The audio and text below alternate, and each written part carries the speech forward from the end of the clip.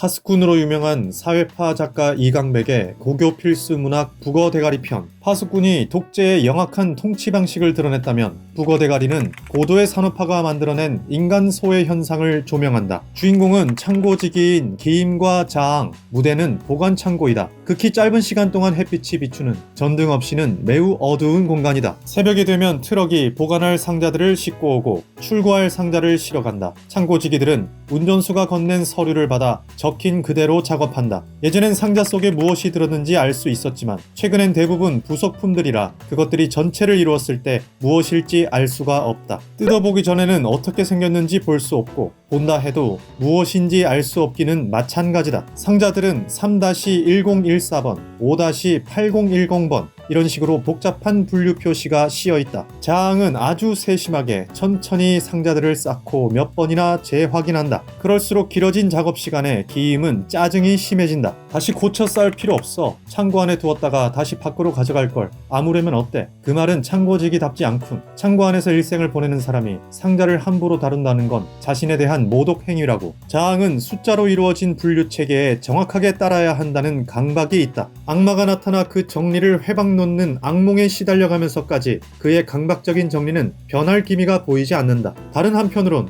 단 하나도 틀리지 않게 일했던 것이 전혀 의미 없는 일이 아닐지 불안해하고 있다. 게다가 자앙의 창고로는 우주적 차원의 세계관으로 이어진다. 이 창고를 빠져나가면 뭐가 있을 것 같아? 저 하늘의 해와 달, 별들이 빛나는 우주는 거대한 창고지. 세상은 그 거대한 창고 속에 들어있는 조그만 창고이고 우리의 창고는 그 조그만 창고 속에 들어있는 수많은 창고 중에 하나의 작은 창고거든. 결국은 창고를 빠져나가도 또다시 창고에 지나지 않으니까 그 누구든지 완전하게 창고 밖으로 빠져나간다는 건 불가능해. 이것은 창고 속의 자앙을 순응하게 만드는 사상적 근거라 하겠다. 이는 서양 근대화 과정에서 발생한 계몽주의 사상과 닮았다. 데카르트 이래 모든 사물을 계량화해 파악하는 관점. 이런 관점을 이용하면 어떤 것도 그 실체를 파악할 수 있다고 믿는 사상을 계몽주의라고 한다면 우주라는 창고 속에 세상이라는 창고가 그 창고 안에 우리가 들어있다는 인식. 그렇다면 우주 역시 수치화된 체계로 이루어진 것이기에 지금 속한 곳에서 성실하게 그 분류를 따르는 것이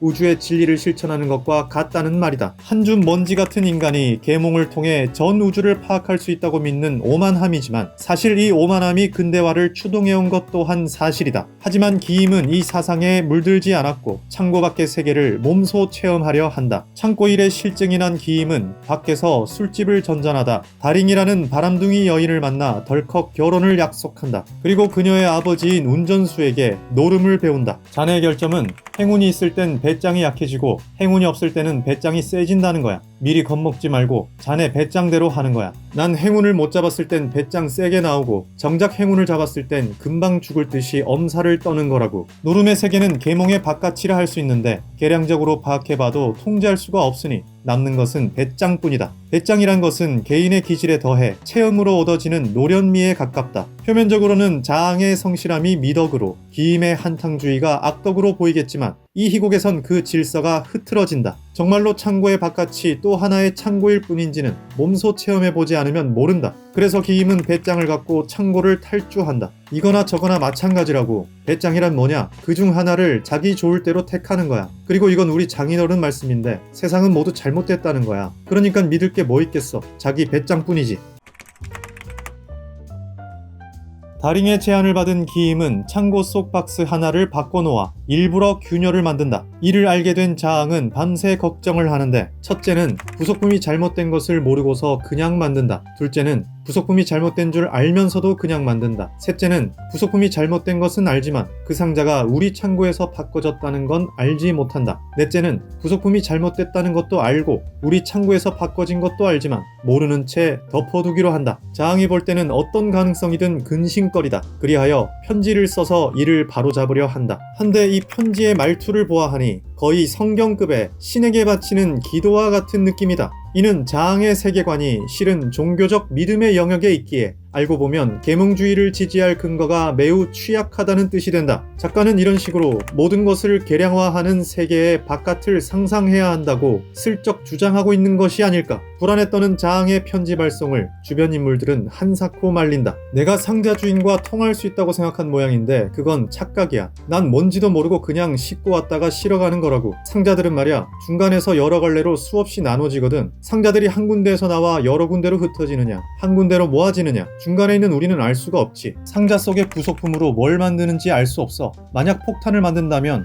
오히려 상자가 바뀐 것이 사람들의 목숨을 살릴 테니까 잘된 일이잖아? 이 창고 속에서 모든 걸 성실하게 잘했다는 것이 창고 밖에서는 매우 큰 잘못이 된다고 생각해봐. 이를 통해 우리는 자항의 노동이 얼마나 소외되었는지 알 수 있는데, 첫째로 그는 생산물의 정체를 모르고, 둘째로 그 노동이 어떤 의미를 갖는지 모른다. 또한 누구 손을 거쳐 누구에게 도달되는지도 알 수 없다. 운전수가 정거장에서 만나는 노동자들의 딸기코, 외눈깔 같은 무심한 명칭과 더불어 그들은 서로 얼굴조차 볼 수 없다는 점에서 얼마나 고립되어 있는지 알게 한다. 심지어 모두가 자신이 만들고 있는 것이 무엇인지, 그것이 무슨 목적을 갖고 있는지 모르고 이 문제들에 관심도 없다. 이렇게 자항은 체계 유지에만 복무하는 하나의 부품이 되고 이것을 인간 소외라고 부른다. 이로써 북어대가리라는 제목이 자항과 연결되는 힌트를 얻게 된다. 북어대가리는 죽은 생선을 말려 몸뚱이로부터 머리가 소외된 것이며 창고 속에 박제가 된 자항 자신에 대한 의심을 상징한다. 자항은 자신의 침대 및 상자에 북어대가리를 잔뜩 보관하고 있었는데 이 상자는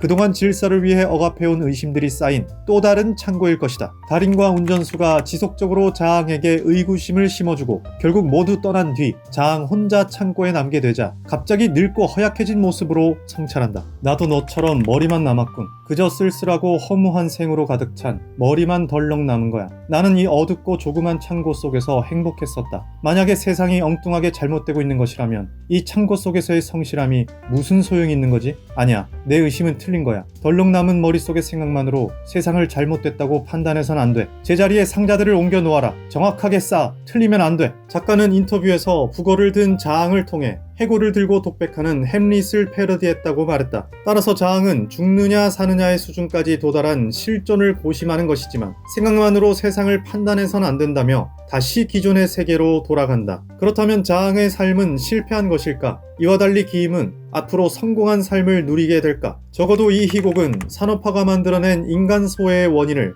계량적 근대화의 모순 탓으로 보고 있으며 이 부품과 같은 삶에서 어떻게 실존을 지킬 수 있을지에 대해 질문을 던지는 것은 확실하다. 내용물도 목적지도 알 수 없는 획일화된 상자들로 둘러싸인 창고라는 세상에서 몸뚱이 없는 북어와 같이 스스로 헤엄칠 수 없는 현대인들이 어떤 삶의 의미를 찾을 수 있을까? 어쩌면 나도 북어 대가리가 아닐까? 어떤 새로운 인식이 나의 실존을 구원할 수 있을까?